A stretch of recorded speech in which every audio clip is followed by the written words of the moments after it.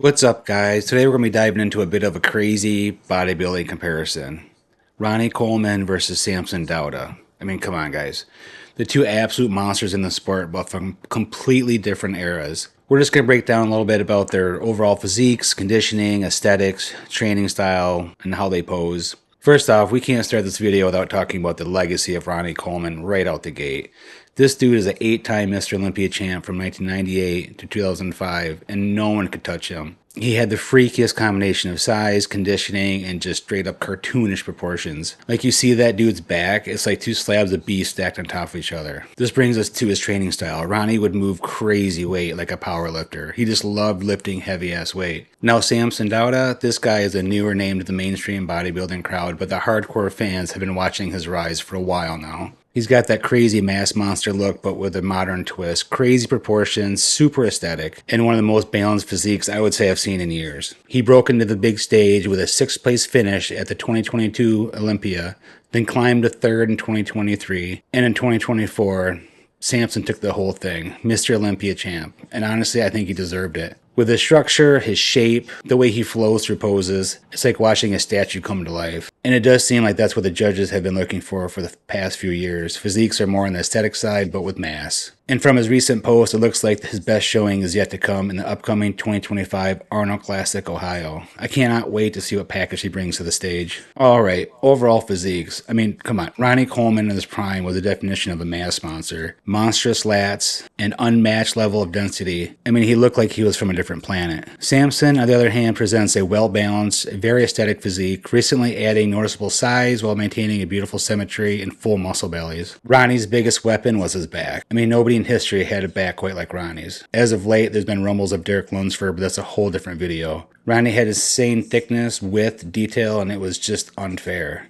His rear double bicep pose was like a freak show, and his biceps from the back are some of the best ever in my opinion. He also had an unmatched combination of just mass, strength, insane density, and just razor-sharp conditioning, particularly in his peak years from 1999 to 2003. Samson is known for his impressive combination of size, aesthetic, and symmetry. Unlike the big mass monsters, he maintains a tight waist and full muscle bellies. And overall, just a really balanced physique. I hope he keeps that. He needs to keep that small waist and not have it thicken up. Honestly, he's been gaining a lot of recognition for his rapid improvements, particularly in size, conditioning, which helped him secure major victories such as the 2023 Arnold Classic and the 2024 Mr. Olympia.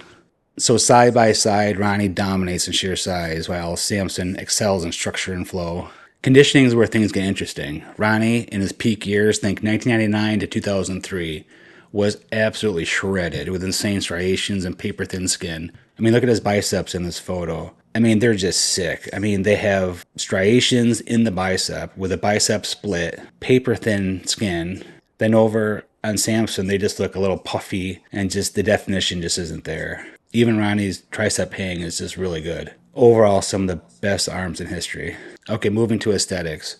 This is where Samson shines. He embodies a modern blend of size, symmetry, and he keeps that tight waist, which is good to see. Ronnie, while a mass monster, still had impressive proportions, but his sheer size just simply pushed him into that freakier category. If you're a fan of classic lines and flowing aesthetics, Samson has the edge here. Alright, so how do these guys match up physically? Well, for starters, both these dudes are big. Ronnie stood around 5'11" and competed at a shredded 295 to 300 pounds on stage. Samson has the same height, but sits around 280 to 290 on stage, depending on the show. But here's where the differences start coming in.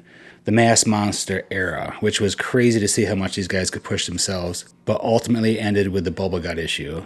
To what we see now, which is more pleasing with mass, but without sacrificing aesthetics, which can be tricky, but amazing to see when done correctly.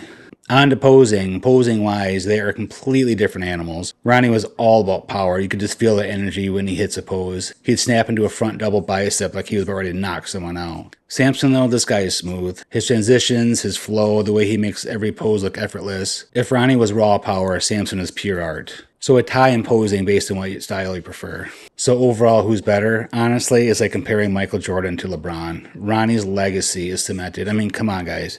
8 Olympias, a physique that changed the game, a training style and mentality that is still legendary today. And Samson, honestly, he's just getting started. He's already an Olympian champ, and if he keeps evolving, who knows? He may carve out a legacy of his own. But what do you guys think? Could Samson ever really match Ronnie's dominance? And speaking of a new era of bodybuilding, where classic lines with mass seem to be the key to modern professional bodybuilding, keep a lookout for the next video talking about shifts happening in the IFBB. Is Keon Pearson really the future of open bodybuilding? Drop a comment, hit the like button. Don't forget to subscribe for more bodybuilding breakdowns. Thank you for watching, and I'll catch you in the next one.